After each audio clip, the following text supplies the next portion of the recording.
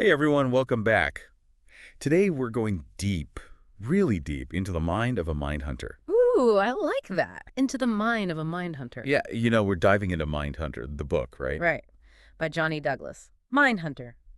Inside the FBI's elite serial crime unit. A classic. A classic. So this book takes us back to the 70s, the FBI.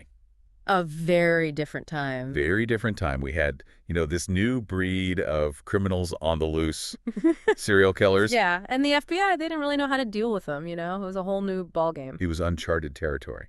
So we're going to discover how criminal profiling emerged, how it changed how we look at investigations. And honestly, some of the insights in here are just chilling. Like you get a look into the minds of some of the most infamous criminals. Yeah, and I think what's so fascinating is that before Douglas and his team came along, right? Hmm. It was all about the physical evidence. Fingerprints, DNA, if you could find it. Right, the hard evidence. Exactly. But they realize to catch these guys, you got to understand them, their psychology, get into the why behind the crimes, not just the what, you know. And they were part of this specialized unit, right? The behavioral science unit. The BSU, yeah, they were like the pioneers venturing into this psychological wilderness, you could say. And they did it by talking to some seriously scary people, Yeah. like interviewing serial killers. Oh, yeah. Ted Bundy, Charles Manson, Ed Kemper, the list goes on. Chilling stuff, but absolutely crucial to understanding how these minds work. So they essentially created this roadmap, this framework from scratch. Exactly. They were asking questions nobody had really asked before, like what drives these people? What are their patterns? Are there any commonalities? And, reading the book, you realize it wasn't just about catching the bad guys. It was about potentially preventing future violence, too. That's the ultimate goal, right? Stop it before it happens. But to do that, you got to understand the monster you're dealing with. So let's talk about profiling in action. I mean, there's so many cases in the book.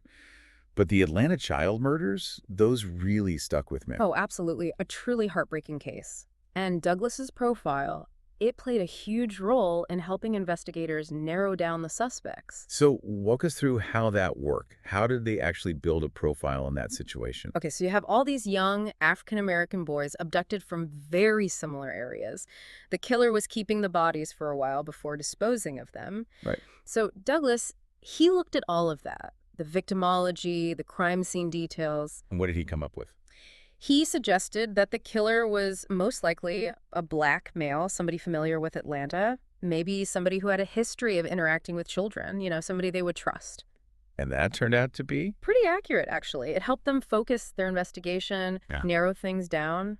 It's amazing to me how they could get so much from what seems like small details, Yeah, you start to see patterns. Like one of the big things that came out of these interviews and their work was this idea of organized versus disorganized killers. Right. I remember reading about that. So organized killers, they're methodical, they plan, they cover their tracks.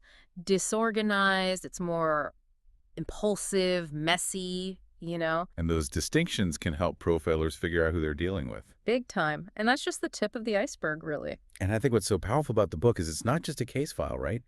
It's Douglas's story, too. Oh, yeah, it's very personal. He doesn't shy away from the toll it took on him, on his family, the stress, the darkness you're exposed to. I mean, you have to wonder, could anyone do this job and just be, fine? Right. It takes a certain kind of person, a strong mind, and even then, there's a price to pay. For sure. And Mindhunter has had such a ripple effect, hasn't it? Not just in law enforcement, but in pop culture, too. Oh, absolutely. You've got the Netflix series, documentaries, movies inspired by profiling. True crime is huge right now. Huge. So why do you think we're so fascinated by this stuff? Well, I think it's that desire to understand the dark side of human nature. We want to make sense of the senseless, you know. And Douglas's work, it gives us a peek behind that curtain. Absolutely. Yeah. So we've explored the birth of criminal profiling, some of its successes, its impact. But it's a field that keeps evolving, doesn't it? There's still so much to learn. Oh, definitely. The human mind is a complex puzzle, and sometimes those darkest corners, that's where the most fascinating pieces are hidden. Well, that is a great point to wrap up on. We've gone deep today, haven't we? Learned a lot about criminal profiling, about Johnny Douglas, and honestly, it makes you think, doesn't it? Yeah. About good and evil, the choices we make, what drives us to do the things we do. Big questions for sure. Big questions. Well- But hey, that's what makes these deep dives so interesting, right? So until next time, keep those minds curious and be careful out there. Stay curious. And yeah, maybe leave a light on tonight. Probably a good idea.